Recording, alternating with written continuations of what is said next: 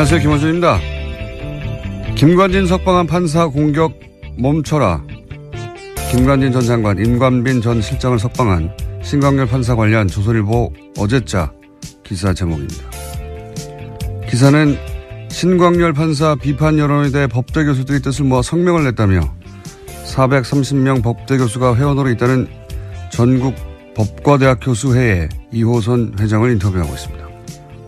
이 인터뷰를 통해 이 회장은 법관의 결정에 대한 과도한 비판은 헌법과 법치주의 정신을 무너뜨릴 수 있다는 위기감으로 교수들이 뜻을 모았다고 주장했습니다. 그런데 이 단체 홈페이지에는 그 430명이 누군지가 없고 뜻을 모았다는 교수들 명단도 없고 발표할 때는 성명서도 없고 기자회견의 정보도 없습니다. 성명서도 기자회견도 없는데 성명 자체를 기자는 어떻게 한 거죠? 참여 교수들 명단도 없는데 뜻을 모았다는 건 어떻게 확인을 한 겁니까? 누가 언제 어디서 몇 명이 참여했는지 최소한의 정보도 없으면서 전국 법대 교수들이 뜻을 모았다고 기사를 쓰는 이유가 뭔가요? 제가 얘기해 볼까요? 신광열 판사의 석방이 그만큼 말이 안 되니까, 그래서 비판 여론을 어떻게든 물타기 해보려고 도둑이 제발이 저린 거, 그거 아닙니까? 김원준 생각이었습니다.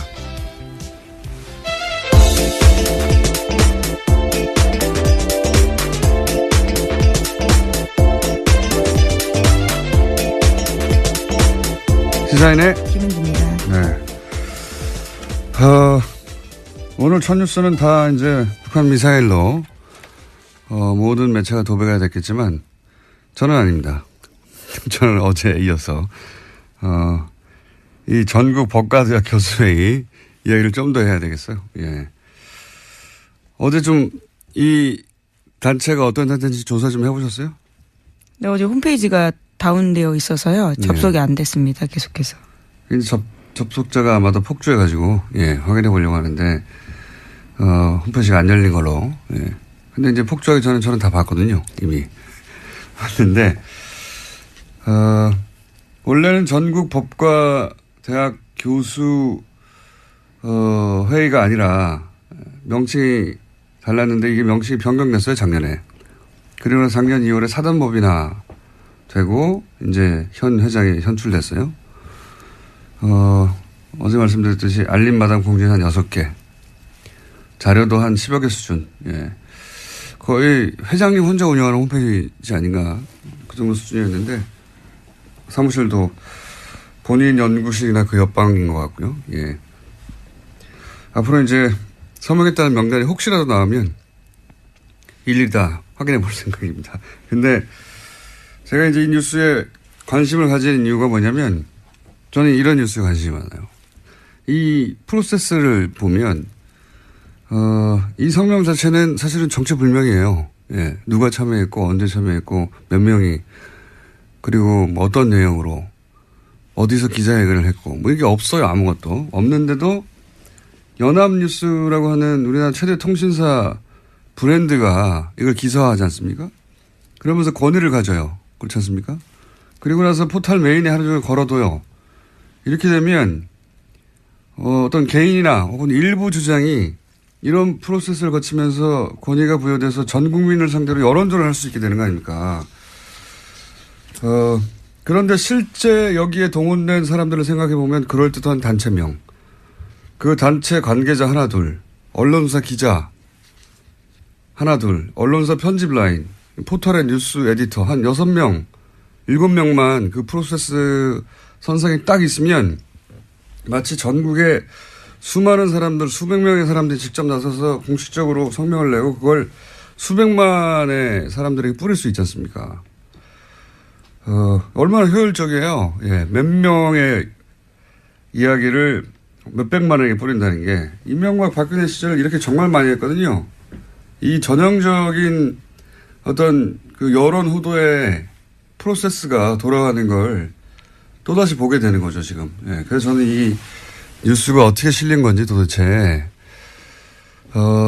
어떤 과정을 거쳐서 이게 도대체 전국에 400명 이상 법대 교수에 나서서 이렇게, 공식적으로 설명을 낸 것처럼 기사가 됐는지 저는 앞으로 꼭 밝혀야 되겠습니다. 그래서 왜냐하면 이게 한 번이 아니라 이런 일이 너무 많았기 때문에 과거에 아직도 이런다는 거죠. 저는 이 뉴스에 관심이 많습니다. 자, 앞으로도 계속 관심을 가져야겠다고 해놓고 이제 북한 미사일 얘기해보죠. 네, 안보 관련된 뉴스가 오늘 가장 큰 뉴스 중에 하나인데요. 오늘 새벽 합동참모본부는 북한이 탄도미사일을 발사했다고 밝혔습니다. 오늘 오전 3시 17분 정도 평안남도 평성 일대에서 동해상으로 탄도미사일 한 발을 발사했다라는 건데요. 합참에 따르면 군은 오전 3시 23분에 북한의 탄도미사일 도발에 대응했습니다. 동해상으로 적 도발 원점까지의 거리를 고려해서 지해공 동시 탄착 개념을 적용한 미사일 합동 정밀 타격 훈련을 실시했다라고 합니다. 오랜만이네요. 네, 75일 만입니다. 예. 지난 9월 15일 날 중장기 거리 미사일 쏘았습니다. 제가 여기서 주목하는 거는 시간대가 이제 새벽 3시. 예, 이건 이제 미국 시간대를 타겟하는 거거든요. 그리고 이게 일본을 넘어가지 않았어요. 기술적으로 그건 아무것도 아닌데 북한에는. 일본 별도를 넘어가지 않았다. 두 번째 주목 포인트는.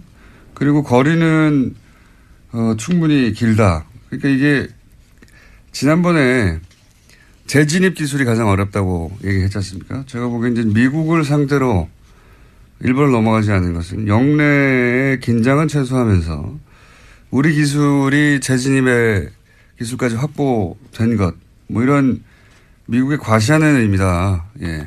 왜냐하면 북한이 원하는 건 이제 핵 보유국으로 인정하라는 걸 원하는 거니까요. 예.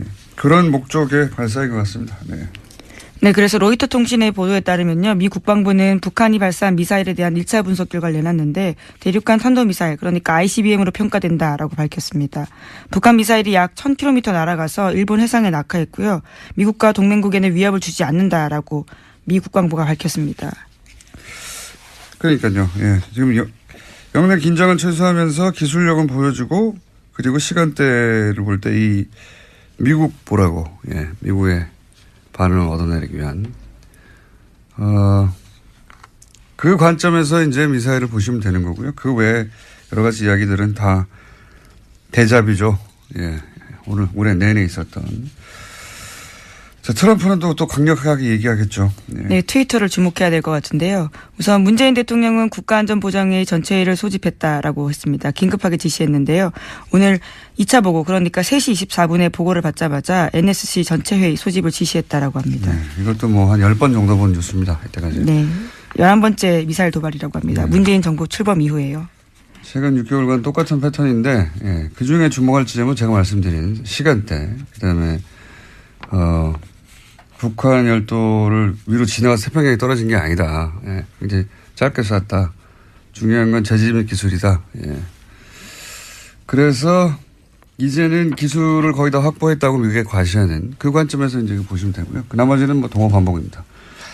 자, 다음 뉴스는요.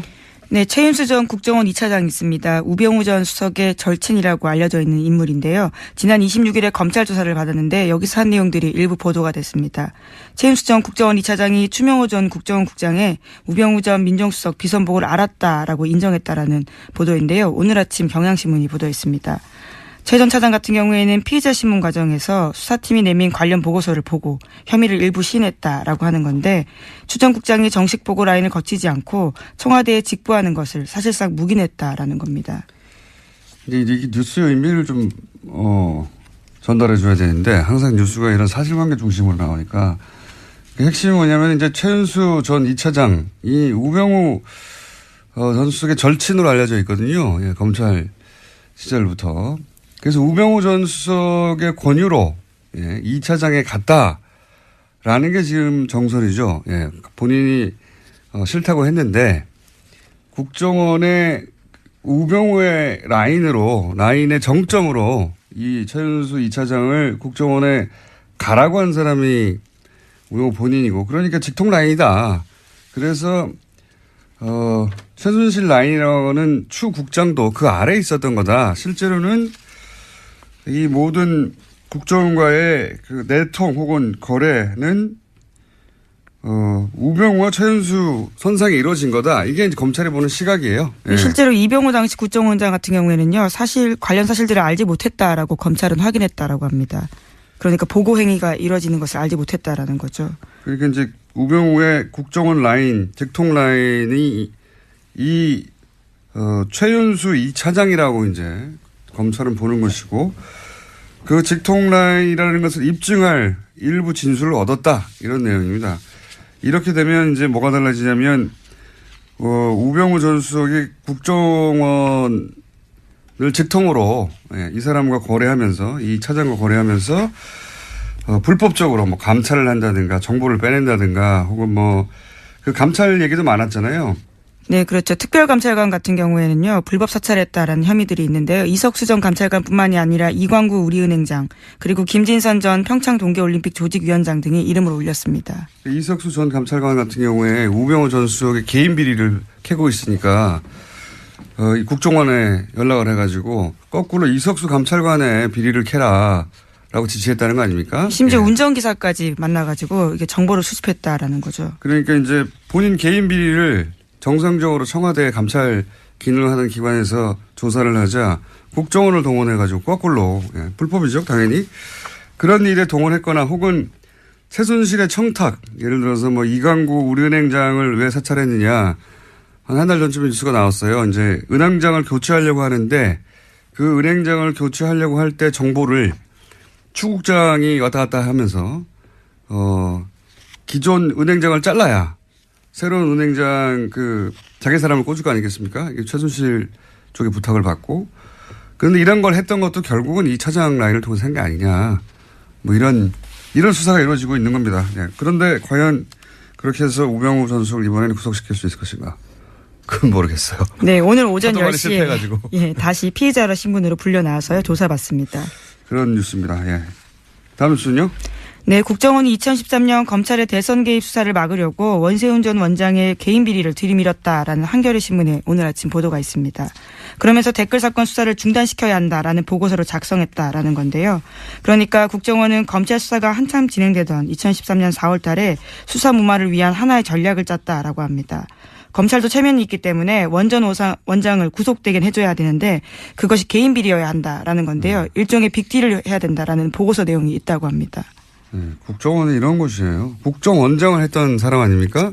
그 사람인데도 국정원이 살려고 그러니까 국정원 댓글 수사는 하지 말고 그래도 이제 검찰이 이렇게 나섰는데 뭐 먹을 건 줘야 되지 않냐. 그러니까 개인 비리로 잡아가라. 이런 딜을 국정원이 기획해서 그러니까 국정원장 예를 들어서 개인 비리들 캐고 있던 걸 가지고 이거 줄 테니까 국정원이 관여된 댓글 공작은 놔주고 검찰에게 그냥 개인 비리로 구속시켜라. 그럼 니네 면도 살고.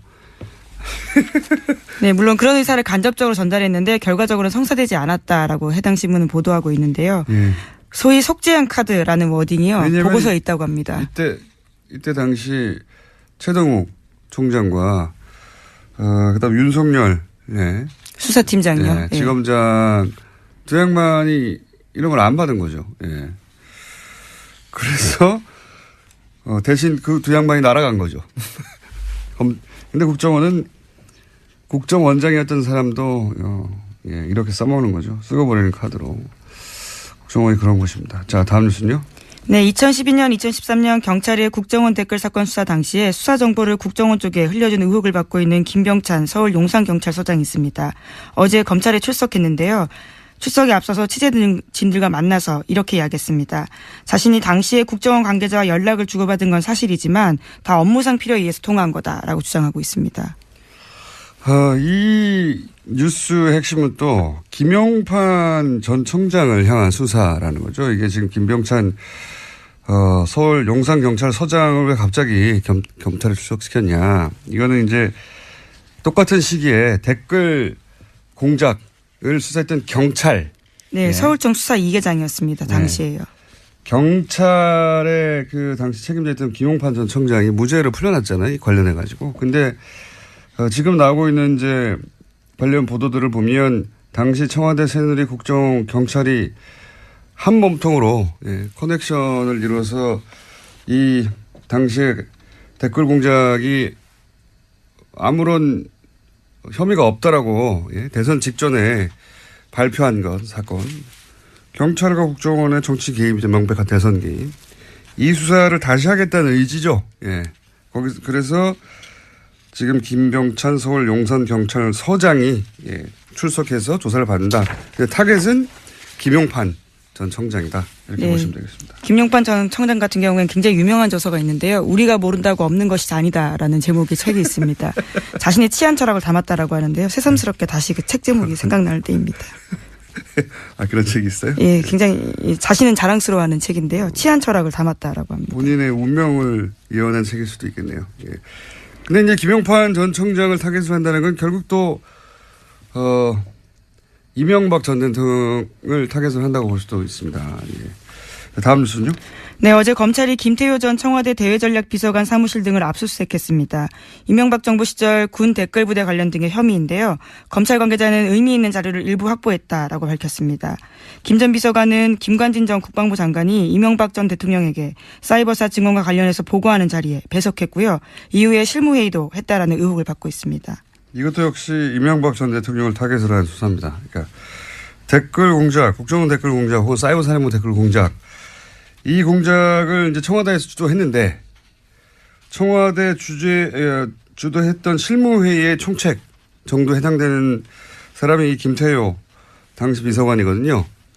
이 김태효 비서관이 김관진 전 국방장관이 이제 검찰에서 인정했잖아요.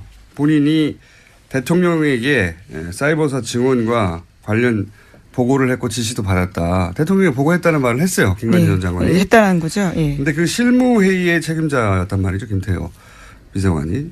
그러니까 지금 김관진, 임관빈 석방되니까 아예 다이렉트로 김태효 비서관 쪽으로 타겟을 바꾼 겁니다. 현재. 예. 이것도 역시 이명박 전 대통령을 타겟으로 하는 수사 진척이다. 자, 다음 뉴스는요? 네, 어제 국회 부의장인 자유한국당 심재철 의원의 발언이 논란이 되고 있습니다.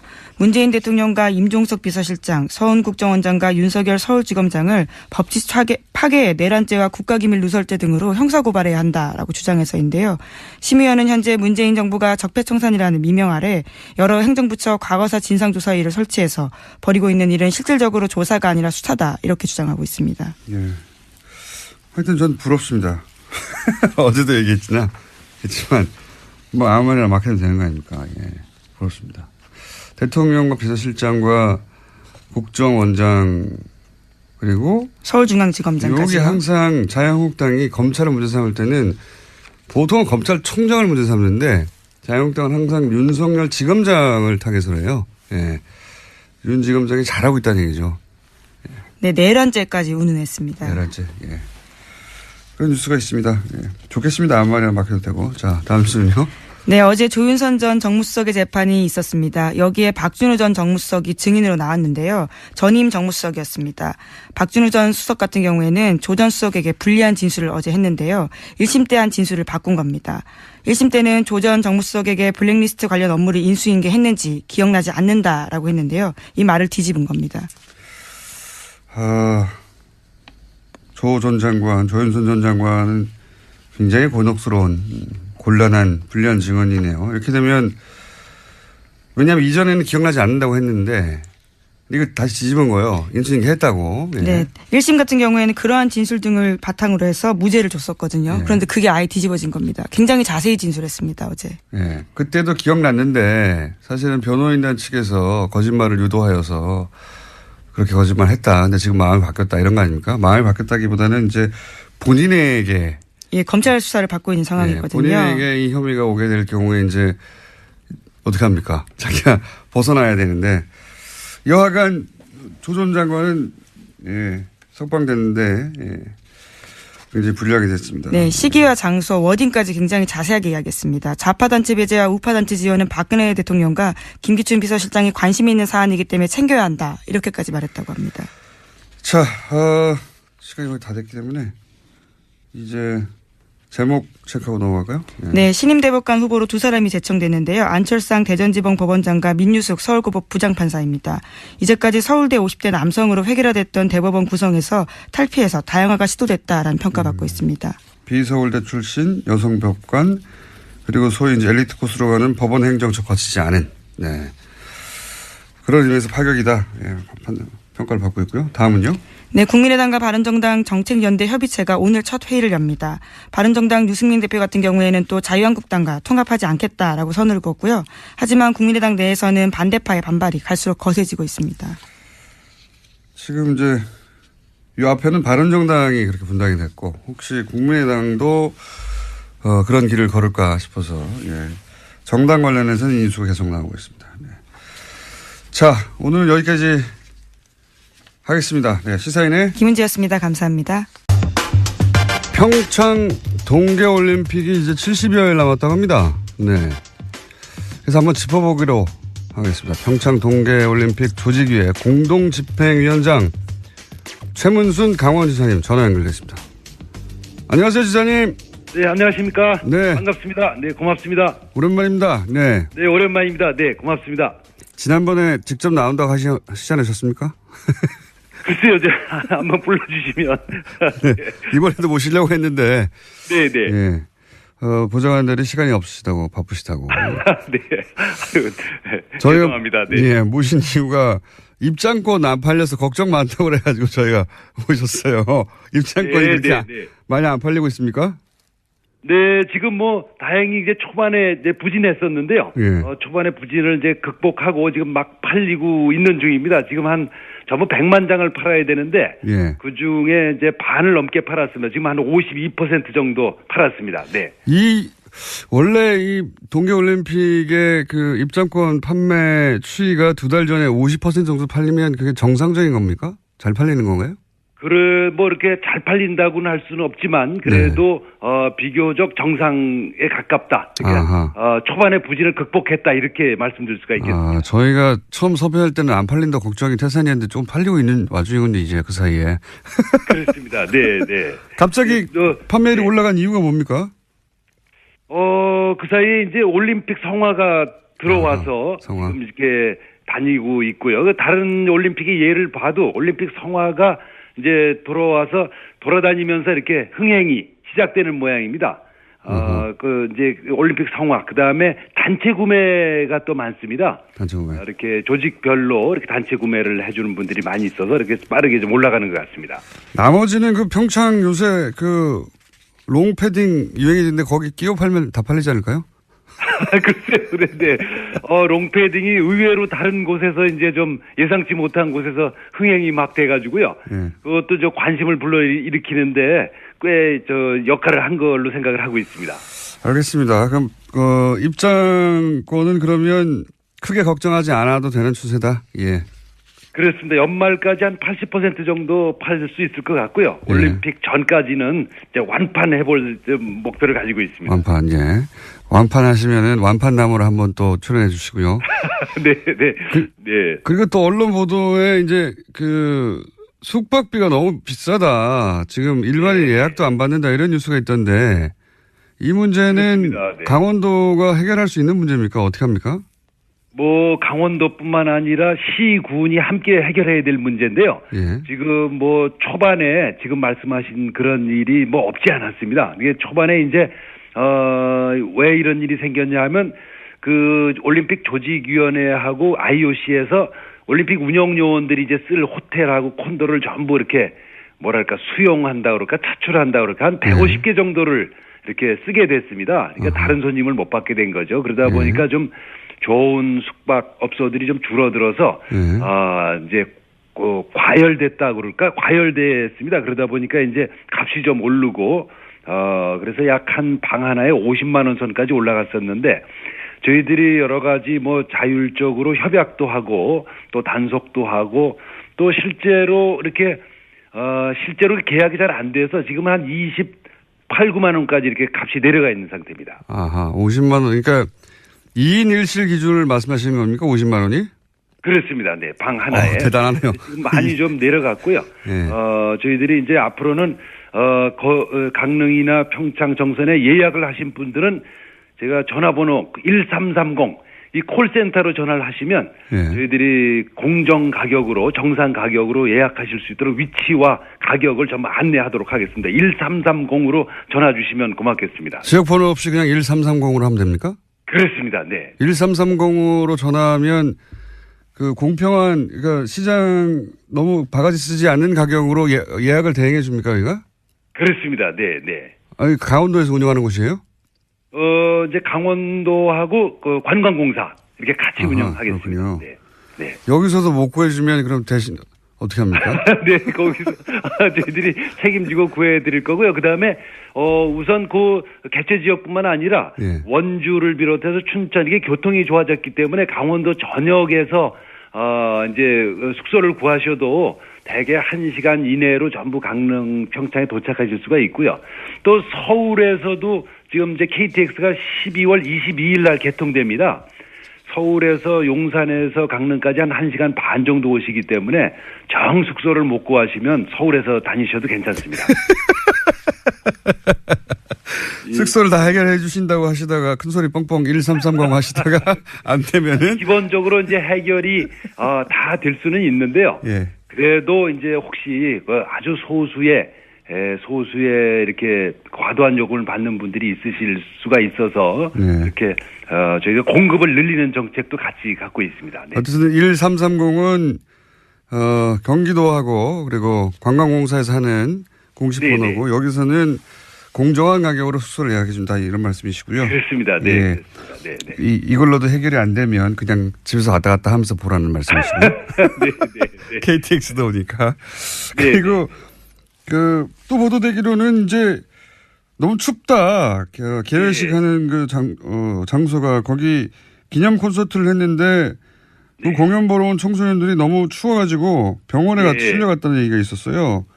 그렇습니다. 지난 이제 11월 4일 날 그 D-100일 콘서트를 이제 했는데요. 예. 아우, 저도 거기 있었습니다. 근데 뭐 너무 추워가지고 저도 그렇게 추운 줄은 몰랐는데 그날이 영상 4도였었는데요. 예. 근데 바람이 많이 불어서 그 체감 온도가 나중에 알고 보니까 그 자리가 옛날에 황태 덕장 있던 자리라고 그러더라고요. 그래서 명태가 이제 바람이 센 자리에서 말리는 건데 네. 관중들을 명태 말리듯이 말린 거군요. 산바람으로. 네, 네. 근데 어떻게 해요? 이렇게 추면 관객들이나 영상 3도였는데도 그렇게 추웠으면? 그렇습니다. 근데 이제 올림픽이 열리는 2월 9일 날은 뭐 많이 내려가면 한 영하 8도까지 내려갈 수 있다고 그래서 저희들도 뭐 굉장히 걱정을 하고 있습니다. 근데 이게 뭐 추위라는 게 이게 위에가 터져 있는 그런 구조여서 아주 단칼에 뭘 해결할 수 있는 방법이 없어서 여러 가지 방법을 모두 지금 동원해서 연일 회의를 하고 있습니다. 바람막이도 좀 하고 또 이렇게 여러 가지 따뜻한 보온 제품들도 나눠드리고 이런 것들을 각종 다양한 해법들을 마련해 보도록 하겠습니다. 네. 이 문제에서 옷을 많이 입고 오는 것을 해결해야 되겠네요. 예. 네, 네. 우선 좀 많이 입고 오시는 게 기본이 되겠습니다. 네.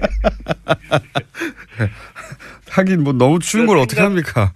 예상보다 엄청 더 춥다 이렇게 좀 생각을 해주셔야 됩니다. 그러니까 저희들도 그 추위에 익숙해 있는 사람인데도 저희들이 예상보다 더 춥게 느끼니까 수도권에 계신 분들은 뭐 이 옷을 아주 몇 겹씩 껴입고 오셔야 된다 이렇게 우선 기본적으로 이렇게 말씀을 드릴 수가 있겠습니다. 네, 지사님. 네네. 그거는 아무나 할 수 있는 말 아닙니까? 추우니까 옷을 많이 네. 특별한 대책이 있으십니까? 옷을 많이 껴입고 해야 된다고. 대책을 뭐 다각도로 준비를 하고 있는데 일반적으로 느끼는 추위보다 이제 훨씬 더 춥다 이렇게 좀 미리 좀 말씀을 드리겠습니다. 네. 알겠습니다. 그 대책은 옷을 많이 입고 오는 것으로 말씀해 주셨고 네네. 그리고 연결한 김에 네네.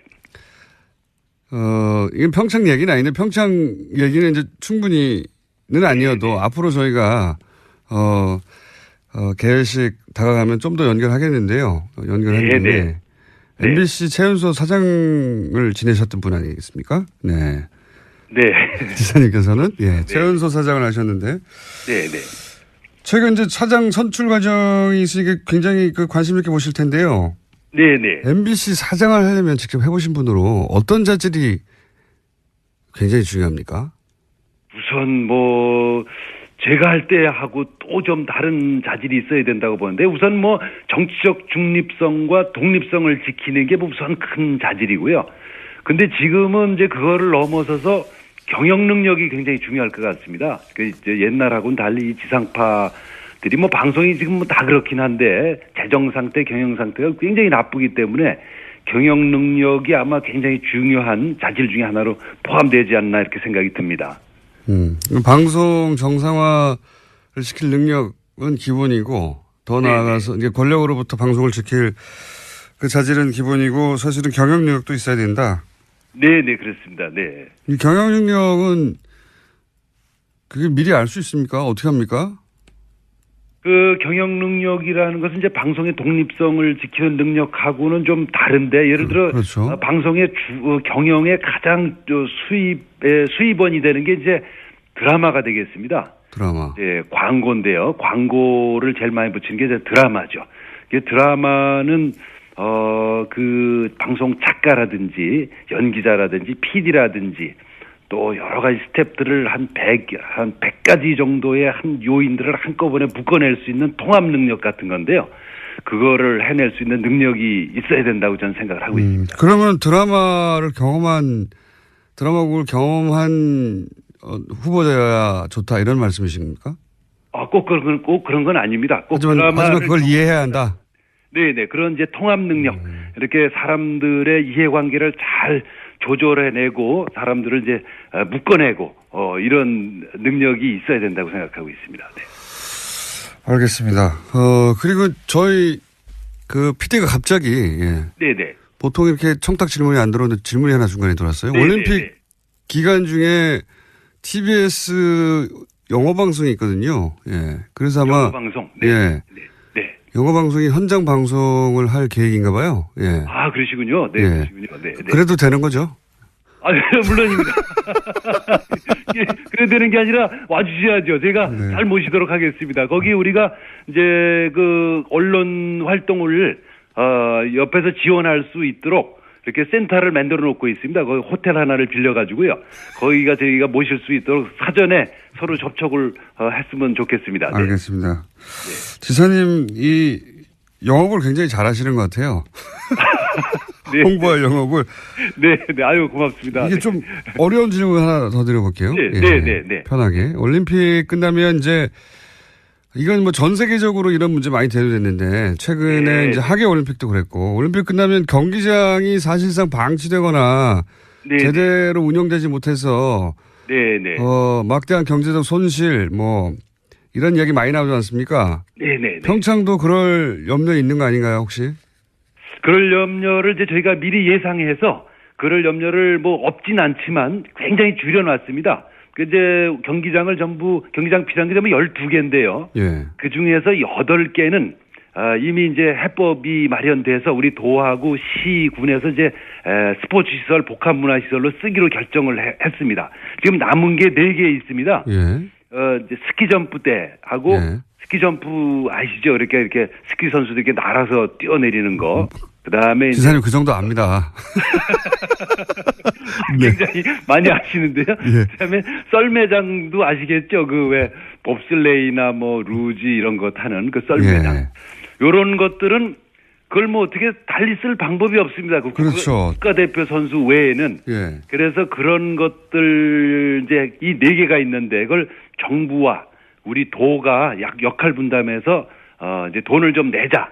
이제 이렇게 지금 진행 중이어서요. 그게 곧 12월 말까지 결론 나게 될 것 같습니다. 그것만 해결되면 이제 이 문제들이 다른 나라하고는 달리 좀 올림픽 들어가기 전에 해결이 다 된 채로 들어갈 수 있을 것 같습니다. 그러니까 이제 스키 점프나 썰매장처럼 전문 선수 아니면 사용하지 않을 시설들을 제외하고는 뭐 지역 주민이나 지자체 뭐 활용 방안이 다 만들어져 있다는 말씀이시네요. 네. 그렇습니다. 네.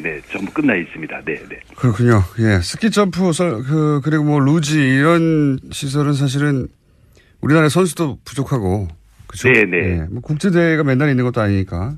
그렇습니다. 네. 그건 뭐 어차피 좀 이렇게 공공 목적으로 국가대표 우리나라의 유일한 시설이고 또 동양에서도 유일한 시설입니다. 그래서 그거는 좀 약간 돈이 들어가더라도 이렇게 유지를 해야 될 걸로 판단을 하고 있습니다. 오늘은 마지막 질문인데 그래서 3선 도전하십니까? 그 선거 나가는 건 대개 뭐 우리 집사람이 결정하기 때문에 저뿐만 아니라 많은 정치인들이 아마 그러실 겁니다. 그래서 좀 한번 아직 상당히 이제 어려운 질문이어서 아직 질문을 못 하고 있습니다. 네, 나가도 되겠냐고. 나도 되겠냐고. 굉장히 분위기는 안 좋습니다. 네. 분위기는 안 좋다. 분위기는 안 좋다는 것은 이제 사모님이 뭐 2번 했으면 됐지 뭘 또 하려고 그러냐 이런 그렇습니다. 전반적인 이런 분위기고, 예. 거기 결제를 득해야 저희하고 인터뷰가 가능하겠네요. 그렇습니다. 네. 좀 결제 시간을 좀 되도록 늦추고 있습니다. 네. 알겠습니다. 이제 결제되는 대로 저희 연락을 드리도록 하겠습니다. 네네. 오늘 말씀 감사합니다. 고맙습니다. 네, 감사드립니다. 고맙습니다. 네. 네, 고맙습니다. 네. 다음에 스튜디오에 직접 한번 모시겠습니다. 지금까지 평창 조직위 공동집행위원장 최문순 강원도 지사였습니다. 자, 오랜만에 무려 10분의 시간을 배정받았습니다. 보통은 한 자리 숫자 4분, 5분, 6분, 7분 이 정도 선에서 끝났는데 오늘은 거의 10분 가까이. 오늘 혹시 누구 못 나오세요? 갑자기? 저희가 예. 그동안 너무 박대하고 홀대하고. 홀대하고 발시하였다. 그래서 10분은 주자. 나는 걱정이 돼서 갑자기 누가 또 어디 아프셔서 못 나오셨나. 갑자기 시간을 많이 주다 그래서. 10분은 주자. 물론 듣다가 예, 재미없으면 음악 틀 거예요. 최초로. 양결 변호사님. 괜찮네. 나오셨습니다. 그것도 음악도 예. 아침에. 예, 안녕하세요. 반갑습니다. 양결입니다. 자, 오늘 주제는 뭡니까? 안 나온 사람이 있어서 저는 나왔는데. 예. 안 박근혜- 나오는 사람이 있어서. 박근혜 전 대통령 골석. 예, 예. 예. 박 전 대통령 골석 재판은 이제 법대로 그러니까 법에 따르면 출석을 안 하는데 출석을 네. 안 할 만한 정당한 이유도 없고 또 그렇다고 해서 굳이 안 내려올 사정이 있는 것도 아닌데 또 강제로 인치하기는 어려운 상황일 때 그러니까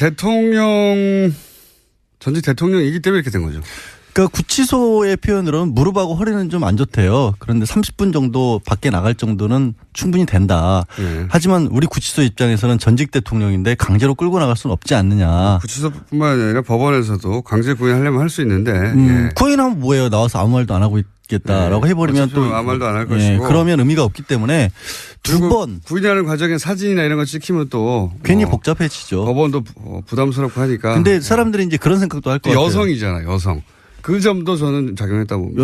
여자 경찰도 있어요. 물론 그렇긴 한데 여성이고 전직 대통령을 강제로 구인해서 법정에 앉혀놓는다. 아무 의미 없죠. 네, 네, 라는 모양새도 것이, 좋지 않고. 라는 것이 주는 이제 부담 그것 때문에 이제 못하는 거죠. 그리고 다른 부담은 혹시라도 일각에서 이미 나오고 있는 얘기처럼 그럼 자리에 있지도 않은데 재판을 하면 네. 결국은 본인이 포기했다고 할지라도 역사적인 기록인데 이게 반론권도 보장 안 해주는 거 아니냐. 원래 앉아있을 때도 반론을 안 했어요. 입은 안 열었죠. 네. 어쨌든 유영하 변호사라도 얘기를 하지 않았느냐. 네. 근데 이제 법원에서 그런 부분을 의식을 해서 월요일 날 42일 만에 재판이 열렸는데도 불구하고 당장 골석 재판을 한 게 아니라 마지막으로 한 번 더 이 안 나오면 불이익을 받을 수 없다라는 점을 충분히 전달을 하고 전달을 했다라기보다 전달을 했다는 것을 기록에 남긴 거죠. 법정 기록에. 저는 유영하 변호사보다 이 국선 변호인단이 박근혜 전 대통령에게는 100만 배 낫다고 봅니다. 100만 배. 사실은 102만 배. 그렇게까지 얘기를 하시면 네. 뭐 저도 할 말이 없는 게 비슷한 생각을 하거든요. 왜냐하면 유영하 변호사는 정치인이었잖아요. 정치적으로 대응했지. 사실 재판에 떠난 지 오래됐고 네. 이분은 선거만 3번인가를 출마를 했었던 분이라서 실질적으로 뭐 법정 일을 그렇게까지 열심히 하기는 어렵지 않았냐 상식적으로 봤을 때도. 탄핵 심판 때부터 저쪽은 왜 저렇게 대응하지? 이때까지 망하는 길로만 달려왔거든요. 계속해서 전면적인 부인을 했으니까. 그리고 네. 반론권이라는 게 별로 의미가 없는 게 어차피 이 사안 자체를 사실관계를 열심히 다투거나 그런 쪽보다는 기본적으로 그 얘기 했잖아요. 탄핵 전에 1월쯤인가 기자회견 아닌 기자회견 해가지고 이렇게 저렇게 해가지고 이렇게 저렇게 엮어가지고 네. 오래전부터 준비해가지고 나를 몰아넣은 것이다 음모다 이렇게 그러니까요. 밖에 이 시간을 재판을 안 보고 있기 때문에 그 입장을 고스란히 또 유영하 변호사는 대변을 해왔거든요.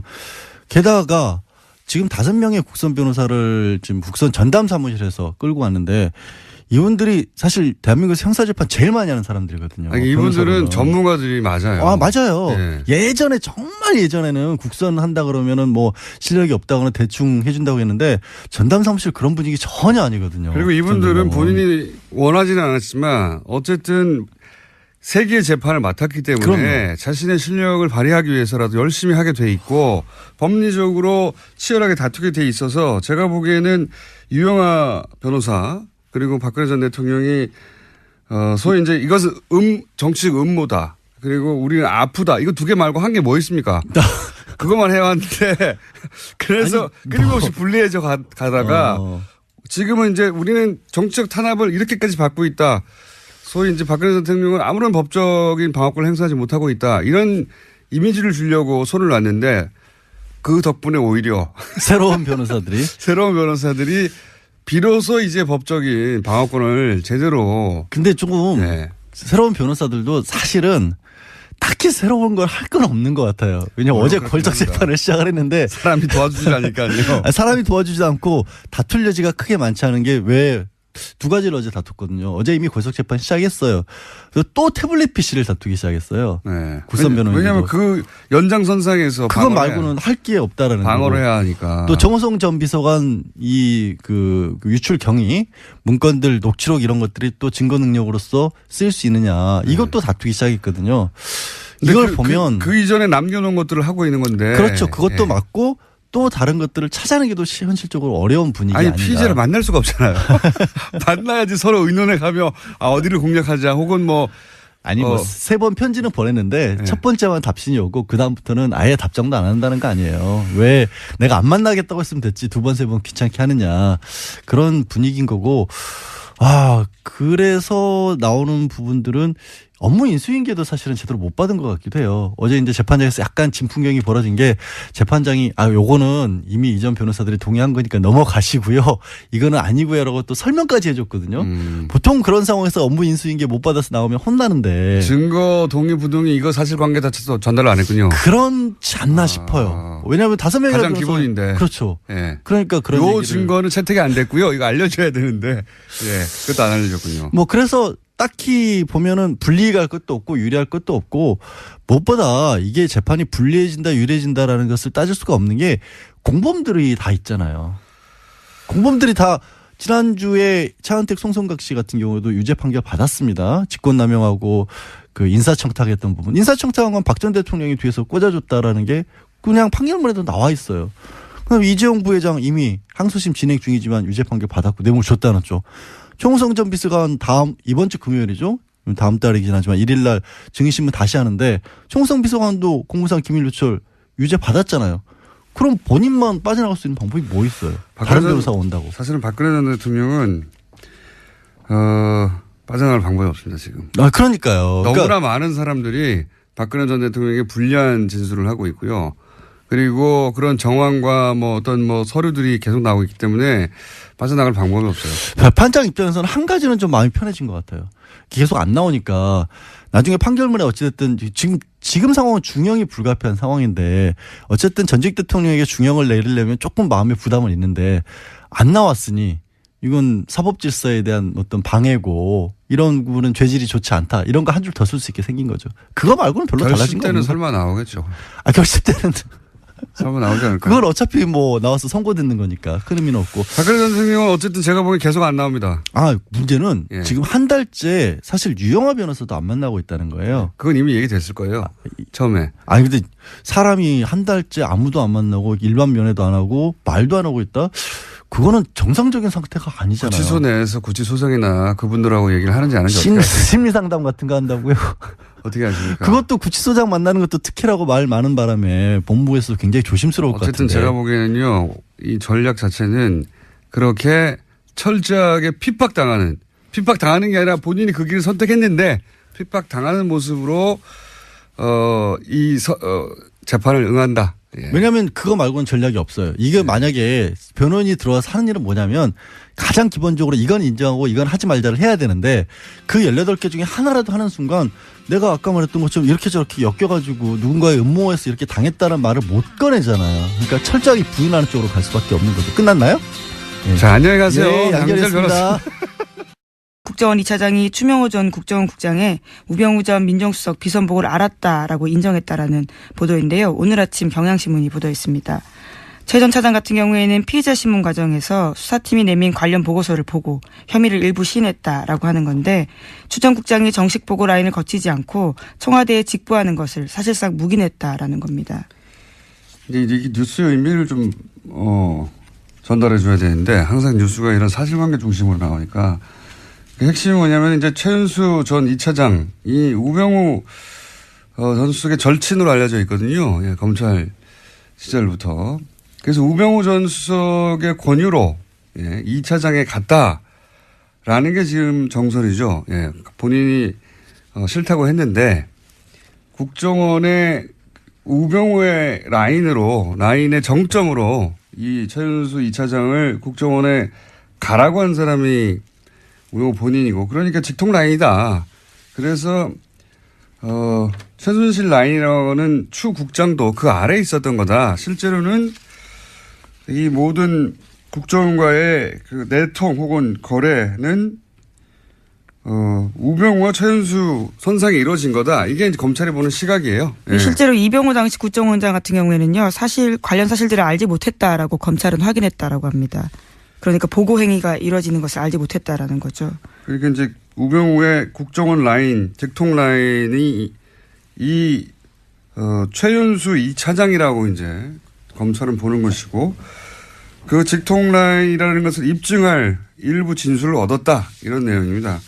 이렇게 되면 이제 뭐가 달라지냐면 우병우 전 수석이 국정원을 직통으로 이 사람과 거래하면서 이 차장과 거래하면서 불법적으로 뭐 감찰을 한다든가 정보를 빼낸다든가 혹은 뭐 그 감찰 얘기도 많았잖아요. 네, 그렇죠. 특별감찰관 같은 경우에는요, 불법 사찰했다라는 혐의들이 있는데요. 이석수 전 감찰관뿐만이 아니라 이광구 우리은행장, 그리고 김진선 전 평창 동계올림픽 조직위원장 등이 이름을 올렸습니다. 이석수 전 감찰관 같은 경우에 우병우 전 수석의 개인 비리를 캐고 있으니까 국정원에 연락을 해가지고 거꾸로 이석수 감찰관의 비리를 캐라라고 지시했다는 거 아닙니까? 심지어 운전기사까지 만나가지고 이게 정보를 수집했다라는 거죠. 그러니까 이제 본인 개인 비리를 정상적으로 청와대 감찰 기능을 하는 기관에서 조사를 하자 국정원을 동원해가지고 거꾸로 불법이죠 당연히 그런 일에 동원했거나 혹은 최순실의 청탁 예를 들어서 뭐 이광구 우리은행장을 왜 사찰했느냐 한 달 전쯤에 뉴스가 나왔어요. 이제 은행장을 교체하려고 하는데 그 은행장을 교체하려고 할 때 정보를 추국장이 왔다 갔다 하면서 기존 은행장을 잘라야 새로운 은행장 자기 사람을 꽂을 거 아니겠습니까? 최순실 쪽에 부탁을 받고. 그런데 이런 걸 했던 것도 결국은 이 차장 라인을 통해서 한 게 아니냐. 뭐 이런 수사가 이루어지고 있는 겁니다. 네. 그런데 과연 그렇게 해서 우병우 전 수석을 이번에는 구속시킬 수 있을 것인가? 그건 모르겠어요. 네, 오늘 오전 10시에 다시 피의자로 신분으로 불려 나와서요. 조사받습니다. 그런 뉴스입니다. 예. 다음 뉴스는요? 네, 국정원이 2013년 검찰의 대선 개입 수사를 막으려고 원세훈 전 원장의 개인 비리를 들이밀었다라는 한겨레 신문에 오늘 아침 보도가 있습니다. 그러면서 댓글 사건 수사를 중단시켜야 한다라는 보고서를 작성했다라는 건데요. 그러니까 국정원은 검찰 수사가 한참 진행되던 2013년 4월 달에 수사 무마를 위한 하나의 전략을 짰다라고 합니다. 검찰도 체면이 있기 때문에 원전 원장을 구속되긴 해줘야 되는데 그것이 개인 비리여야 한다라는 건데요. 일종의 빅딜을 해야 된다라는 보고서 내용이 있다고 합니다. 국정원은 이런 곳이에요. 국정원장을 했던 사람 아닙니까? 그 사람인데도 국정원이 살려고 그러니까 국정원 댓글 수사는 하지 말고 그래도 이제 검찰이 이렇게 나섰는데 뭐 먹을 건 줘야 되지 않냐. 그러니까 개인 비리로 잡아가라. 이런 딜을 안녕하세요. 김원준입니다. 김관진 석방한 판사 공격 멈춰라. 김관진 전 장관, 임관빈 전 실장을 석방한 신광열 판사 관련 조선일보 어제자 기사 제목입니다. 기사는 신광열 판사 비판 여론에 대해 법대 교수들이 뜻을 모아 성명을 냈다며 430명 법대 교수가 회원으로 있다는 전국 법과대학 교수회의 이호선 회장을 인터뷰하고 있습니다. 이 인터뷰를 통해 이 회장은 법관의 결정에 대한 과도한 비판은 헌법과 법치주의 정신을 무너뜨릴 수 있다는 위기감으로 교수들이 뜻을 모았다고 주장했습니다. 그런데 이 단체 홈페이지에는 그 430명이 누군지가 없고 뜻을 모았다는 교수들 명단도 없고 발표했다는 성명서도 없고 기자회견의 정보도 없습니다. 성명서도 기자회견도 없는데 성명 자체를 기자는 어떻게 한 거죠? 참여 교수들 명단도 없는데 뜻을 모았다는 건 어떻게 확인을 한 겁니까? 누가 언제 어디서 몇 명이 참여했는지 최소한의 정보도 없으면서 전국 법대 교수들이 뜻을 모았다고 기사를 쓰는 이유가 뭔가요? 제가 얘기해 볼까요? 신광렬 판사의 석방이 그만큼 말이 안 되니까. 그래서 비판 여론을 어떻게든 물타기 해보려고 도둑이 재발이 저린 거. 그거 아닙니까? 김원준 생각이었습니다.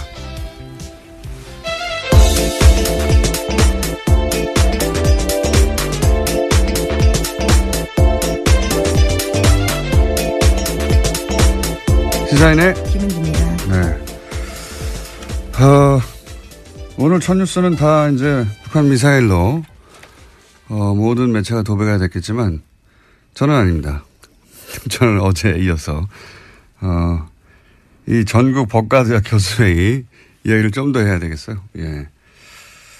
어제 좀 이 단체가 어떤 단체인지 조사 좀 해보셨어요? 네, 어제 홈페이지가 다운되어 있어서요. 접속이 안 됐습니다. 계속해서. 이제 접속자가 아마도 폭주해가지고 확인해 보려고 하는데 홈페이지가 안 열린 걸로. 예. 근데 이제 폭주하기 전에 저는 다 봤거든요. 이미 봤는데 원래는 전국 법과 대학 교수 회의가 아니라 명칭이 달랐는데 이게 명칭이 변경됐어요, 작년에. 그리고 나서 작년 2월에 사단법인화 되고 이제 현 회장이 현출됐어요. 어제 말씀드렸듯이 알림마당 공지는 한 6개. 자료도 한 10여 개 수준. 예. 거의 회장님 혼자 운영하는 홈페이지 아닌가. 그 정도 수준이었는데 사무실도 본인 연구실이나 그 옆방인 것 같고요. 예. 앞으로 이제 서명했다는 명단이 혹시라도 나오면 일일이 다 확인해 볼 생각입니다. 근데 제가 이제 이 뉴스에 관심을 가진 이유가 뭐냐면 저는 이런 뉴스에 관심이 많아요.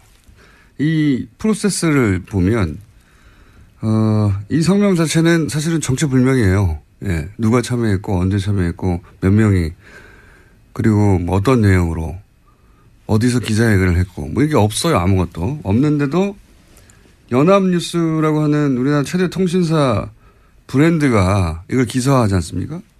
그러면서 권위를 가져요. 그렇지 않습니까? 그리고 나서 포털 메인에 하루 종일 걸어둬요. 이렇게 되면 어떤 개인이나 혹은 일부 주장이 이런 프로세스를 거치면서 권위가 부여돼서 전 국민을 상대로 여론전을 할 수 있게 되는 거 아닙니까? 그런데 실제 여기에 동원된 사람들을 생각해 보면 그럴듯한 단체명, 그 단체 관계자 하나 둘, 언론사 기자 하나 둘, 언론사 편집 라인, 포털의 뉴스 에디터 한 6명, 7명만 그 프로세스 선상에 딱 있으면 준요? 네, 어제 국회 부의장인 자유한국당 심재철 의원의 발언이 논란이 되고 있습니다. 문재인 대통령과 임종석 비서실장, 서훈 국정원장과 윤석열 서울지검장을 법치 파괴, 내란죄와 국가기밀 누설죄 등으로 형사고발해야 한다라고 주장해서인데요. 심 의원은 현재 문재인 정부가 적폐청산이라는 미명 아래 여러 행정부처 과거사 진상조사위를 설치해서 벌이고 있는 일은 실질적으로 조사가 아니라 수사다 이렇게 주장하고 있습니다. 예. 하여튼 전 부럽습니다. 어제도 얘기했지만 뭐 아무 말이나 막 해도 되는 거 아닙니까? 예. 그렇습니다. 대통령과 비서실장과 국정원장 그리고 서울중앙지검장까지. 여기 항상 자유한국당이 검찰을 문제 삼을 때는 보통은 검찰총장을 문제 삼는데 자유한국당은 항상 윤석열 지검장을 타겟으로 해요. 예. 윤 지검장이 잘하고 있다는 얘기죠.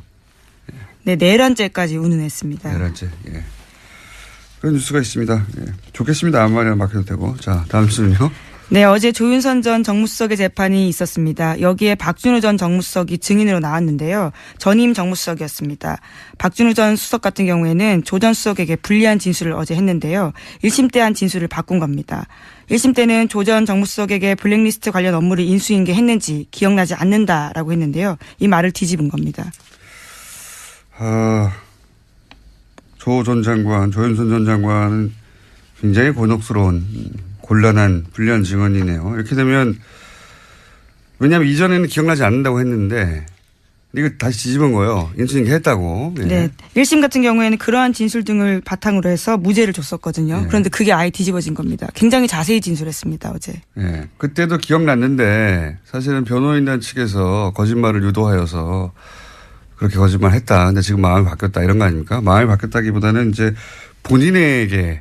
예, 검찰 수사를 받고 있는 상황이거든요. 본인에게 이 혐의가 오게 될 경우에 이제 어떻게 합니까? 자기가 벗어나야 되는데 여하간 조 전 장관은 예, 석방됐는데 예, 굉장히 불리하게 됐습니다. 네, 시기와 장소, 워딩까지 굉장히 자세하게 이야기했습니다. 좌파단체 배제와 우파단체 지원은 박근혜 대통령과 김기춘 비서실장이 관심이 있는 사안이기 때문에 챙겨야 한다. 이렇게까지 말했다고 합니다.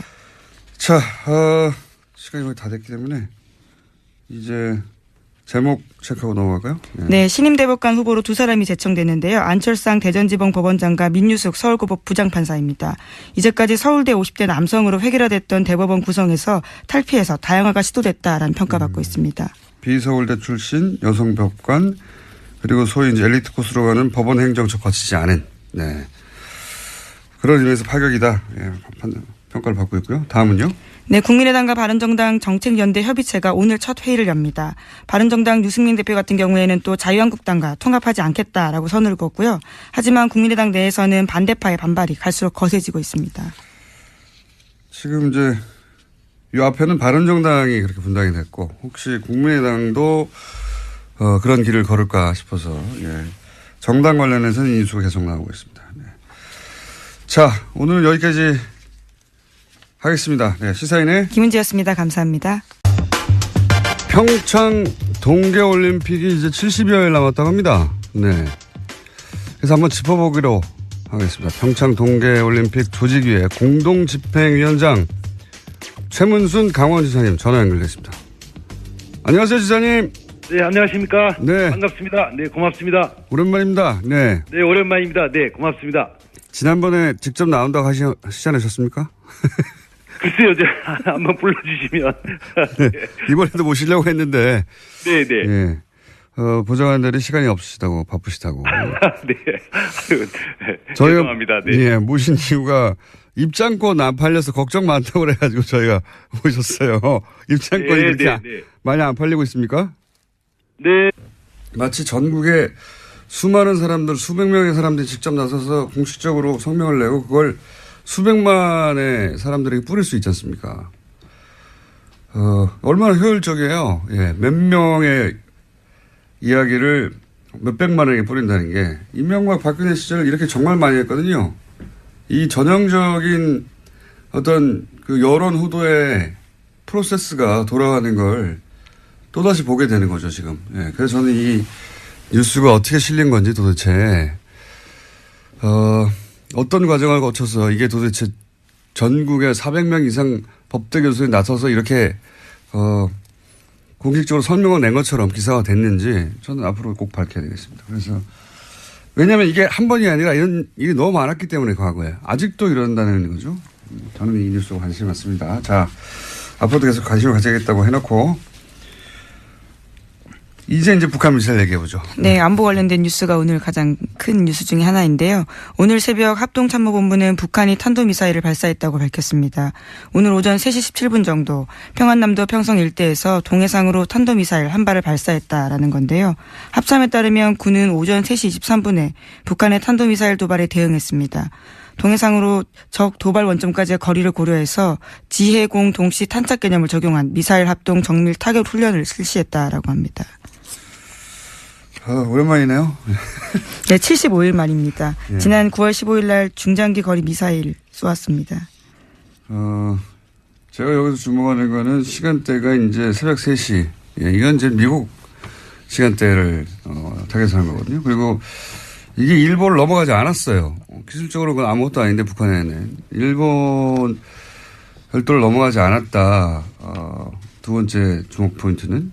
그리고 거리는 충분히 길다. 그러니까 이게 지난번에 재진입 기술이 가장 어렵다고 얘기했지 않습니까? 제가 보기엔 이제 미국을 상대로 일본을 넘어가지 않는 것은 영내의 긴장은 최소화하면서 우리 기술이 재진입의 기술까지 확보된 것, 뭐 이런 미국의 과시하는 의미다. 예.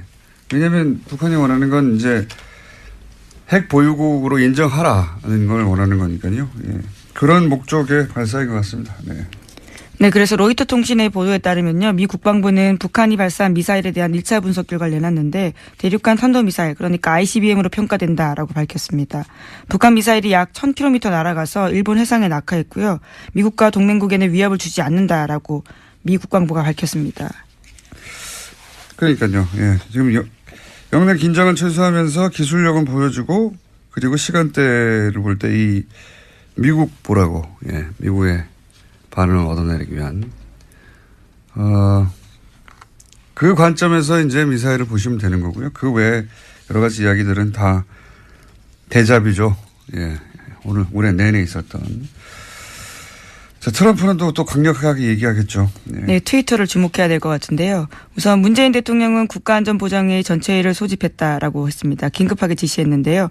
오늘 2차 보고 그러니까 3시 24분에 보고를 받자마자 NSC 전체회의 소집을 지시했다라고 합니다. 네, 이것도 뭐 한 10번 정도 본 뉴스입니다. 이때까지. 네. 11번째 미사일 도발이라고 합니다. 네. 문재인 정부 출범 이후에요. 최근 6개월간 똑같은 패턴인데 예, 그중에 주목할 지점은 제가 말씀드린 시간대 그다음에 북한 열도를 위로 지나가 태평양에 떨어진 게 아니다. 예, 이제 짧게 쐈다. 중요한 건 재질 및 기술이다. 예. 그래서 이제는 기술을 거의 다 확보했다고 미국에 과시하는 그 관점에서 이제 보시면 되고요. 그 나머지는 뭐 동호 반복입니다. 자, 다음 뉴스는요. 네, 최윤수 전 국정원 2차장 있습니다. 우병우 전 수석의 절친이라고 알려져 있는 인물인데요. 지난 26일에 검찰 조사를 받았는데 여기서 한 내용들이 일부 보도가 됐습니다. 최윤수 전 국정원이 기획해서 예, 그러니까 국정원장 예를 들어서 개인 비리들 캐고 있던 걸 가지고 이거 줄 테니까 국정원이 관여된 댓글 공작은 놔주고 검찰에게 그냥 개인 비리로 구속시켜라. 그럼 니네 면도 살고. 네, 물론 그런 의사를 간접적으로 전달했는데 결과적으로는 성사되지 않았다라고 해당 신문은 보도하고 있는데요. 예. 소위 속죄한 카드라는 워딩이요. 보고서에 있다고 합니다. 이때 당시 최동욱 총장과 그다음 윤석열 예. 수사팀장이요. 예. 지검장 두 양반이 이런 걸 안 받은 거죠. 예. 그래서 대신 그 두 양반이 날아간 거죠. 근데 국정원은 국정원장이었던 사람도 예, 이렇게 써먹는 거죠. 쓰고 버리는 카드로. 국정원이 그런 곳입니다. 자, 다음 뉴스는요. 네, 2012년, 2013년 경찰의 국정원 댓글 사건 수사 당시에 수사 정보를 국정원 쪽에 흘려준 의혹을 받고 있는 김병찬 서울 용산경찰서장이 있습니다. 어제 검찰에 출석했는데요. 출석에 앞서서 취재진들과 만나서 이렇게 이야기했습니다. 자신이 당시에 국정원 관계자와 연락을 주고받은 건 사실이지만 다 업무상 필요에 의해서 통화한 거다라고 주장하고 있습니다. 이 뉴스의 핵심은 또 김용판 전 청장을 향한 수사라는 거죠. 이게 지금 김병찬 서울 용산경찰서장을 왜 갑자기 검찰에 출석시켰냐. 이거는 이제 똑같은 시기에 댓글 공작을 수사했던 경찰. 네, 서울청 수사 2계장이었습니다. 당시에요. 네. 경찰의 그 당시 책임자였던 김용판 전 청장이 무죄로 풀려났잖아요. 관련해 가지고. 근데 지금 나오고 있는 이제 관련 보도들을 보면 당시 청와대 새누리 국정 경찰이 한 몸통으로 예, 커넥션을 이루어서 이 당시에 댓글 공작이 아무런 혐의가 없다라고 예, 대선 직전에 발표한 것 사건. 경찰과 국정원의 정치 개입이죠. 명백한 대선 개입. 이 수사를 다시 하겠다는 의지죠. 예. 그래서 지금 김병찬 서울 용산경찰서장이 예, 출석해서 조사를 받는다. 타겟은 김용판 전 청장이다. 이렇게 보시면 되겠습니다. 김용판 전 청장 같은 경우에는 굉장히 유명한 저서가 있는데요. 우리가 모른다고 없는 것이 아니다라는 제목의 책이 있습니다. 자신의 치안 철학을 담았다라고 하는데요. 새삼스럽게 다시 그 책 제목이 생각날 때입니다. 아, 그런 책이 있어요? 예, 굉장히 자신은 자랑스러워하는 책인데요. 치안 철학을 담았다라고 합니다. 본인의 운명을 예언한 책일 수도 있겠네요. 예. 근데 이제 김용판 전 청장을 타겟으로 한다는 건 결국 또 이명박 전 대통령을 타겟으로 한다고 볼 수도 있습니다. 예. 다음 뉴스는요? 네, 어제 검찰이 김태효 전 청와대 대외전략비서관 사무실 등을 압수수색했습니다. 이명박 정부 시절 군 댓글부대 관련 등의 혐의인데요. 검찰 관계자는 의미 있는 자료를 일부 확보했다라고 밝혔습니다. 김 전 비서관은 김관진 전 국방부 장관이 이명박 전 대통령에게 사이버사 증언과 관련해서 보고하는 자리에 배석했고요. 이후에 실무회의도 했다라는 의혹을 받고 있습니다. 이것도 역시 이명박 전 대통령을 타겟으로 한 수사입니다. 그러니까 댓글 공작, 국정원 댓글 공작 혹은 사이버 살인무 댓글 공작. 이 공작을 이제 청와대에서 주도했는데 청와대 주도했던 실무회의의 총책 정도 해당되는 사람이 이 김태효 당시 비서관이거든요. 이 김태효 비서관이 김관진 전 국방장관이 이제 검찰에서 인정했잖아요. 본인이 대통령에게 사이버사 증언과 관련 보고를 했고 지시도 받았다. 대통령이 보고했다는 말을 했어요. 김관진 전 장관이. 했다는 거죠. 예. 근데 그 실무회의의 책임자였단 말이죠. 김태효 비서관이. 그러니까 지금 김관진, 임관빈 석방되니까 아예 다이렉트로 김태효 비서관 쪽으로 타겟을 바꾼 겁니다. 현재. 예. 이것도 역시 이명박 전 대통령을 타겟으로 하는 수사 진척이다. 자, 다음